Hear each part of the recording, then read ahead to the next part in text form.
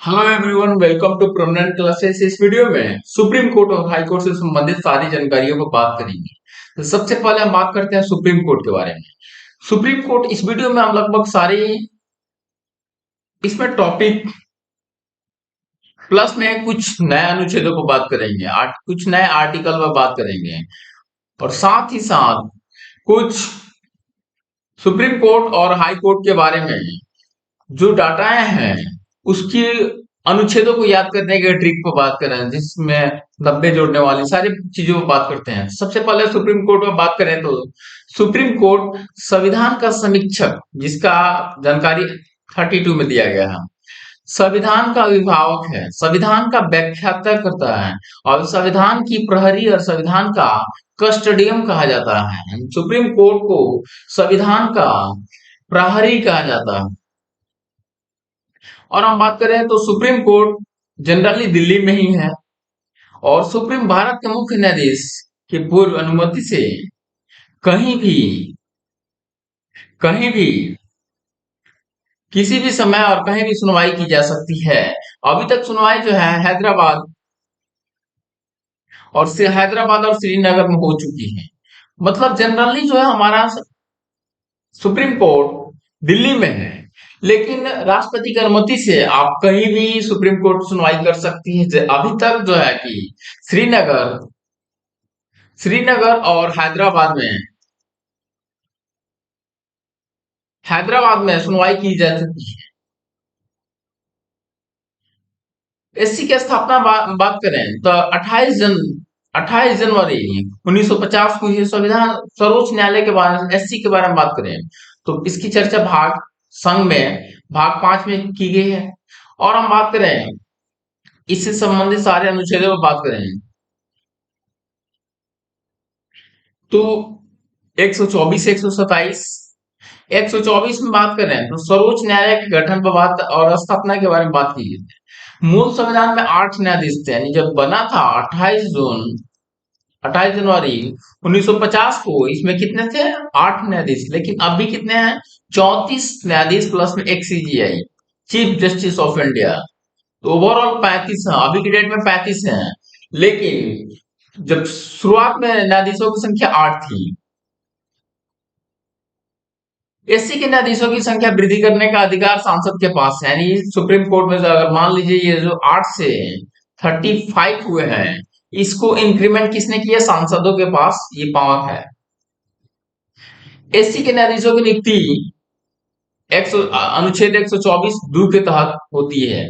SC के न्यायाधीशों की नियुक्ति राष्ट्रपति और भारत के मुख्य न्यायाधीश की सलाह पर वरिष्ठता के आधार पर की जाती है।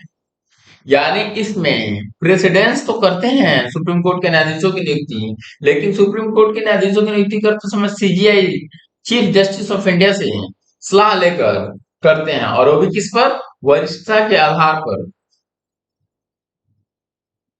एससी के न्यायाधीशों का कार्यकाल अनुच्छेद 124 के रूप में बात किया गया है। और अनुच्छेद 26 में बात करें, 126 में बात के अंतर्गत कार्यकारी मुख्य न्यायाधीश, एक्टिंग चीफ जस्टिस के बारे में बात किया गया है। 126 मतलब 124 में गठन, 126 में एक्टिंग चीफ जस्टिस के बारे में बात की गई है। अगर नहीं है तो उस जगह को लाया जाएगा। 127 के बारे में बात करें तो तदर्थ एडवोकेट जस्टिस के बारे में बात की गई है। ये बहुत ज्यादा इंपॉर्टेंट अनुच्छेद है। 127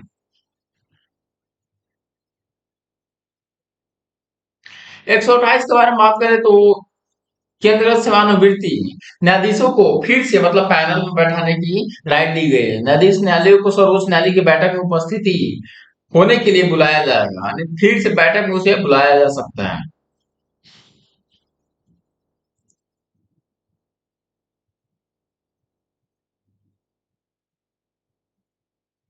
अनुच्छेद 129 के बारे में बात करें तो उच्च न्यायालयों को अभिलेखीय न्यायालय माना जाता है।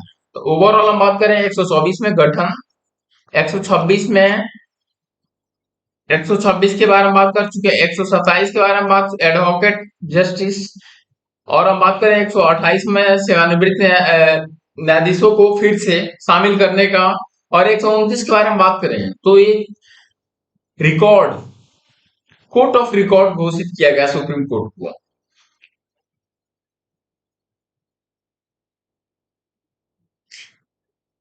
और हम बात करें 130 के बारे में बात करें तो उच्च न्यायालय, उच्चतम न्यायालय का स्थापना स्थान, सीट ऑफ सुप्रीम कोर्ट के बारे में बात करें, कहाँ रहेगा ये? स्थान निर्धारित करने की मुख्य न्यायाधीशों की शक्ति है। ये जो पैनल बैठ रही है हैदराबाद, श्रीनगर और दिल्ली में, इसको डिसाइड कौन करेगा? Chief justice of India decide करेगा। 131 के बारे में बात करेंगे तो उच्चतम न्यायालय की आरंभिक और मूल अधिकारिता का ओरिजिनल जुरिस्डिक्शन का विवरण दिया गया है। यानी हम ओवरऑल 124 में 126, 127 एडवोकेट, 128 रिटायरमेंट और 129 के बारे में बात करें तो कोर्ट ऑफ रिकॉर्ड, 131 के बारे में बात करें तो इनकी मूल अधिकारिता का विवरण दिया गया है। 131 भी पावरफुल है। ये 127 एडवोकेट के बारे में बात करता है, रिटायरमेंट के बारे में बात करता है, कोर्ट ऑफ रिकॉर्ड है, और ये जो है इनकी पावर को 131 के बारे में बात की गई है। 126 जो है इनकी स्थापना सुप्रीम कोर्ट की स्थापना के बारे में बात किया गया है।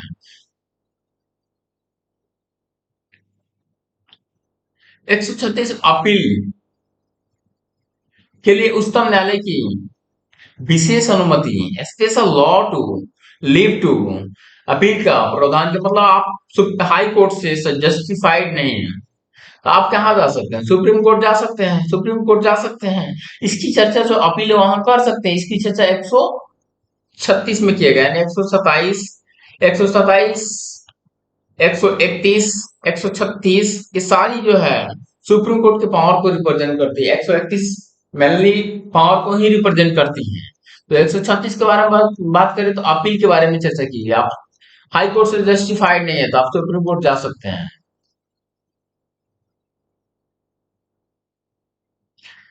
137 के बारे में बात करें तो उच्चतम न्यायालय की अपने निर्णय के रिव्यू के शक्ति के बारे में उल्लेख किया गया है। मतलब ये अपना पुनर्विचार कर सकता है। इसको भी अगर आप चैलेंज तो नहीं कर सकते सुप्रीम कोर्ट में, बट आप उसको अपना पुनर्विचार करने की राइट दिए गए है। उसकी चर्चा 137 में की गई है।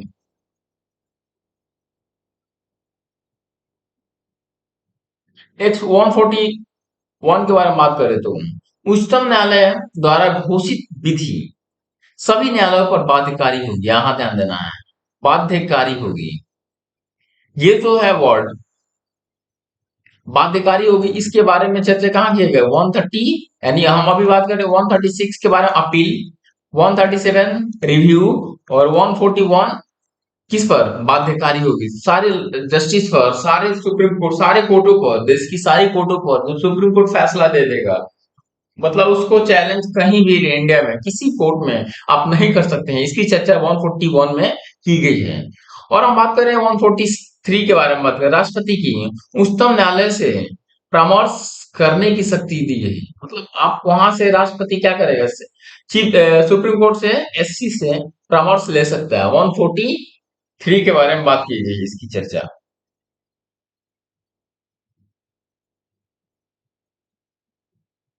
145 के बारे में बात करें तो के तहत उच्चतम न्यायालय को राष्ट्रपति के अनुमोदन से न्यायालय की कार्य पद्धति, प्रैक्टिस एंड प्रोसीड्यूर को विनियमन करने का रूल बनाया गया है। यानी राष्ट्रपति भी मतलब यहाँ से चीजों के बारे में जानकारी ले सकता है कि किस तरह से प्रैक्टिस हो रही है, प्रोसीड्यूर हो रही है, इसके बारे में जानकारी पद्धति और प्रक्रिया के बारे में ले सकता है।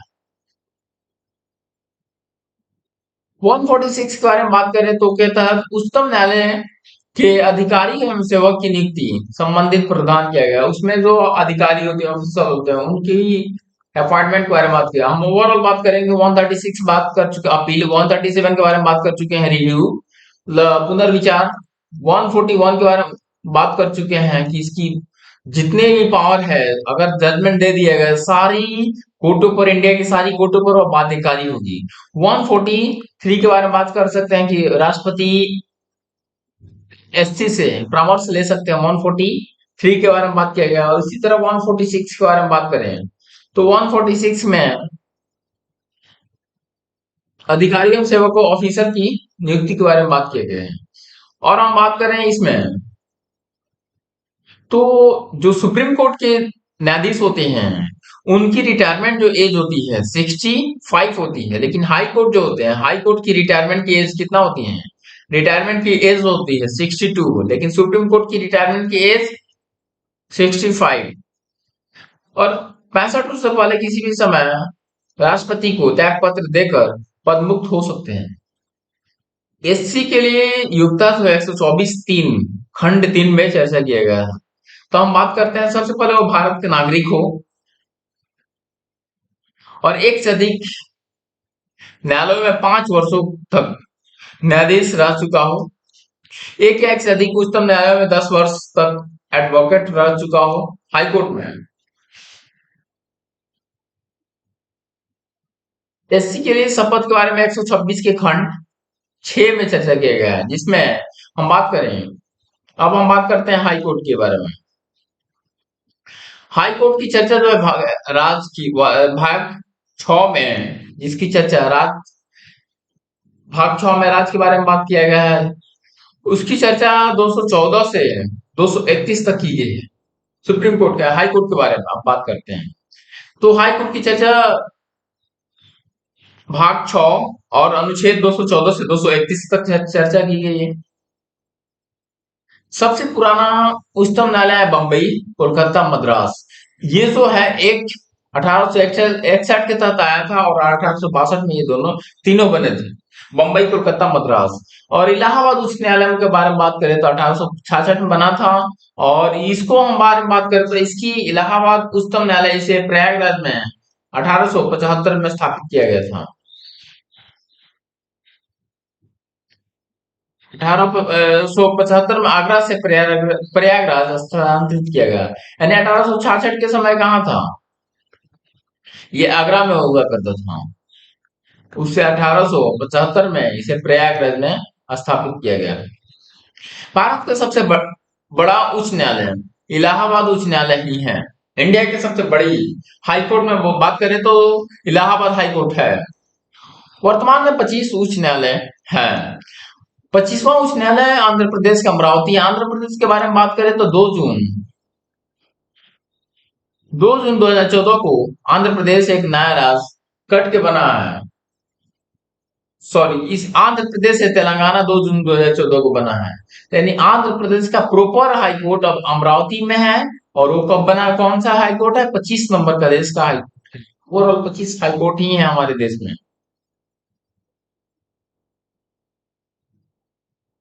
उच्च न्यायालय के न्यायाधीशों की नियुक्ति 217 के 1 में की गई है। न्यायाधीशों की नियुक्ति कहां से की गई है? 217 1 में। उच्चतम न्यायालय के न्यायाधीशों की नियुक्ति भारत के मुख्य न्यायाधीश की सलाह पर राष्ट्रपति द्वारा कराया जाता है। उच्च न्यायालय के न्यायाधीशों का कार्यकाल 217 के 1 में, और इनका मैंने बात किया कि 62 ईयर तक काम कर सकते हैं। 62 से पहले किसी भी समय राष्ट्रपति को त्याग पत्र देकर पद मुक्त हो सकते हैं। इनके पास वो पावर होती है, मतलब ये भी छुटकारा पा सकते हैं। जैसे हाई कोर्ट वाले सुप्रीम कोर्ट वाले पहले अगर रिव्यू छोड़ना होगा तो आप राष्ट्रपति को अपना देकर छोड़ सकते हैं। उच्चतम न्यायालय के न्यायाधीशों का वेतन योग्यता के बारे में बात करते हैं 217 का 3 में की गई है। सबसे पहला चीज है कि वो भारत का नागरिक हो। दूसरा बात है कि वो कम से कम 10 वर्षों तक न्यायिक पद पर रह चुका हो न्याय क्षेत्र में। तीसरा बात है कि एक या एक से अधिक उच्च न्यायालयों में, हाई कोर्टों में 10 वर्ष तक अधिवक्ता रह चुका हो। उच्चतम न्यायालय के न्यायाधीशों की शपथ अनुच्छेद 219 में की गई है। इनकी शपथ राज्यपाल दिलाते हैं। और उच्च न्यायालयों के न्यायाधीशों के वेतन भत्ते हैं दो के अनुच्छेद 221 में की गई है। और हम बात करें तो एससी के न्यायाधीशों की शपथ राष्ट्रपति दिलाते हैं। उसी तरह सेम है, हाई कोर्ट के न्यायाधीशों की शपथ राज्यपाल दिलवाते हैं। और हम बात करें तो इसमें जो ये जो राज्यपाल दिलवाती है गुप्त होती है। ऊपर से राष्ट्रपति ही प्रॉपर मेंशन करते हैं और चीजों को, उसके बाद ये शपथ दिलवाने अपॉइंट तो करते हैं कौन, राष्ट्रपति प्रेसिडेंट ही अपॉइंट करते हैं। लेकिन शपथ सिर्फ राज्यपाल दिलवाते हैं, किसका, हाई कोर्ट का। लेकिन एससी के लिए दोनों काम, मतलब अपॉइंटमेंट भी करते हैं, शपथ भी दिलाते हैं कौन, राष्ट्रपति। एससी के न्यायाधीशों का वेतन भत्ते 200 125 में की गई है। हम बात करें सुप्रीम कोर्ट के न्यायाधीशों के वेतन भत्ते के बारे में बात करें तो वो हम सुप्रीम कोर्ट के भारत के संचित निधि से, पेंशन भी भारत के ये तो संचित निधि, भारत के संचित निधि से ही दिया जाता है। मुख्य न्यायाधीशों का वेतन कितना, 2,80,000। और अदर न्यायाधीश जो 34 पैनल होती है उसमें उन लोगों का 2,50,000 है। 2,50,000 है। उच्च न्यायालय के न्यायाधीशों के वेतन और भत्ते, अनुच्छेद 200, ये तो मैंने बात। और हम बात करें उच्चतम न्यायालय के न्यायाधीशों के वेतन भत्ते के बारे में बात करें, वो वेतन जिस समय वो वर्किंग करेंगे वो तो मतलब राज्य के संचित निधि से दिया जाएगा, लेकिन पेंशन जो है, यही फंसने वाला चीज है। सुप्रीम हाई कोर्ट के जो जस्टिस होते हैं उनका पेंशन भारत के संचित निधि से पड़ता है। सिर्फ पेमेंट जो होता है राज्य के संचित निधि से दिया जाता है, लेकिन जो पेंशन होती है भारत की संचित निधि से दिया जाता है। ये चीज पर ध्यान देना है, बहुत ज्यादा इंपॉर्टेंट है यहाँ पर। यही सर क्वेश्चन। मुख्य न्यायाधीशों का वेतन 2,50,000 है। अन्य न्यायाधीशों को 2,25,000 है। उच्चतम न्यायालय के न्यायाधीशों की वकालत पर प्रतिबंध है, जिसकी चर्चा 220 में की गई है।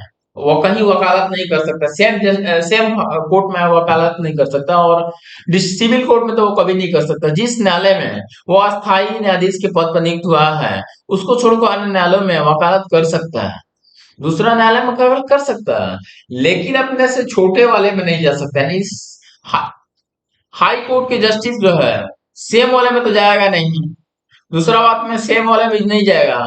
और जो सिविल कोर्ट होती है, जिला कोर्ट होती है, उसमें भी नहीं जाएगा, यानी दो जगह पर वो नहीं जा सकता है। हाई कोर्ट के जो जस्टिस होते हैं वो दो जगह नहीं जा सकते हैं, सेम कोर्ट में तो नहीं जा सकते। मान लीजिए केरल हाई कोर्ट का कोई चीफ जस्टिस है या जस्टिस है, वहां वकालत नहीं कर सकता, कर्नाटक जा सकता है। और केरल के जिला कोर्ट में तो किसी में नहीं जा सकता वो। इसके बारे में चर्चा की गई है, जो कि 220 में इसके बारे में बात किया गया है। वही बात है उच्चतम न्यायालय वाला डिस्ट्रिक्ट कोर्ट में और अपने अस्थायी जगह नहीं जा सकता, 3 जगह नहीं मिल सकता। उच्चतम न्यायालय के न्यायाधीशों को हटाने का बात जो 217 में किया गया है, उसी प्रकार हटाया जा सकता है। जैसे सर्वोच्च न्यायालय के न्यायाधीशों का अर्थात साबित कदाचार है, जिसे हम लोग बोलते हैं महाभियोग, के आधार पर हटाया जा सकता है। गठन तो मैंने बात कर चुका है, हाई कोर्ट के गठन जो 216 के में किया गया है।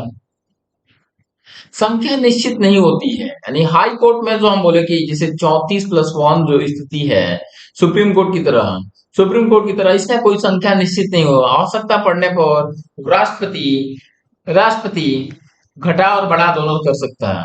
किसी भी एससी में एक मुख्य न्यायाधीश और अन्य न्यायाधीश होते हैं, उसमें भी एक चीफ जस्टिस होते हैं। चीफ जस्टिस वहां भी होते हैं और अन्य न्यायाधीश होते हैं। अनुच्छेद 231 के तहत, ये बहुत ज्यादा इंपॉर्टेंट है, अनुच्छेद 231 के सांसद 2 या 2 से अधिक राज्यों के लिए या किसी भी केंद्र शासित प्रदेशों के लिए एक ही उच्च न्यायालय की स्थापना कर सकता है। यानी जो सांसद होती है 2 या 2 से अधिक राज्यों के लिए या किसी भी केंद्र शासित प्रदेशों के लिए एक ही उच्च न्यायालय की स्थापना कर सकता है। इसकी चर्चा अनुच्छेद 231 में की गई है। जैसे पंजाब हरियाणा के लिए, पंजाब हरियाणा का चंडीगढ़ में है, इसकी जगह पंजाब हरियाणा के लिए जो वही चंडीगढ़ में है। और हम बात करें 214 के बारे में बात करें तो उच्च न्यायालय की व्यवस्था किया गया, और 215 में उच्चतम न्यायालय के कोर्ट ऑफ रिकॉर्ड, जो कि कोर्ट ऑफ रिकॉर्ड उसकी 129 में, क्या सुप्रीम कोर्ट में 129 में चर्चा किया गया। उच्चतम न्यायालय के गठन के बारे में बात किया गया, जो कि उसमें 124 में किया गया है, हाई कोर्ट सुप्रीम कोर्ट में। 217 में उच्च न्यायालय के न्यायाधीशों पद के लिए नियुक्ति, अर्थात उच्च न्यायालयों में उच्चतम न्यायालय से संबंधित काफी प्रावधान लागू होना है। 219 में बात करें उच्चतम न्यायालय के न्यायाधीशों की शपथ ग्रहण, वहां भी 224 के साथ 6 में बात किया गया है, इसका 219 में बात किया गया है। 220 के बारे में बात करें तो अस्थायी न्यायाधीश बहाल होने के बाद प्रैक्टिस पर प्रतिबंध हो जाती है जब अस्थायी न्यायाधीश हो जाते हैं। 220 में बात किए गए हैं।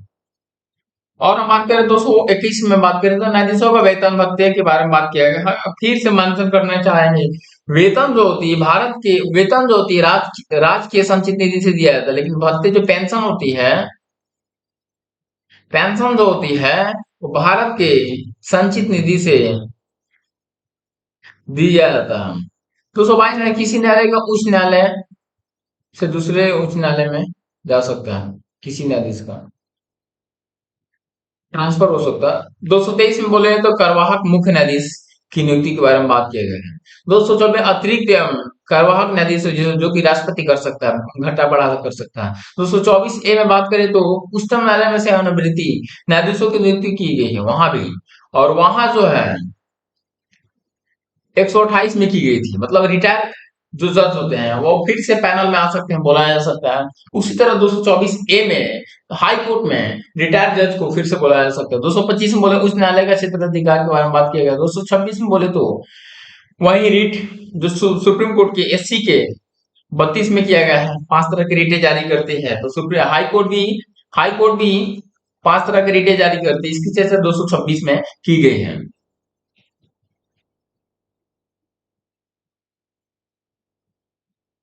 226 ए के बारे में बात करें तो उच्च न्यायालयों के सभी न्यायालयों पर अधीक्षकों की शक्ति, और उच्च न्यायालय में कतीय मामला का स्नान किया है। हम बात करें तो हाई कोर्ट के बारे में बात करें तो ये अगर फैसला सुना दी तो मतलब वो नहीं कि सुप्रीम कोर्ट और बाध्यकारी होगा, लेकिन सिविल कोर्ट चैलेंज नहीं कर सकता, वही चीजें बोला जा रहा। 28 ए में बात करें तो राष्ट्र अधिनियम से संबंधित वेतन संबंधी प्रश्नों के विस्तार के लिए विशेष प्रावधान की चर्चा किए गए हैं। 29 में बारे में बात करें तो वही चीजें है, पदाधिकारी एवं सेवक और उच्च न्यायालयों के व्यय पर खर्चा पर बात किया। ऑफिसर ऑफिसर जो कि वहां 145 में चर्चा किया गया है। 230 231 तो बहुत ज्यादा, 2 से अधिक राज्यों के लिए एक सजा उच्च न्यायालय होगा।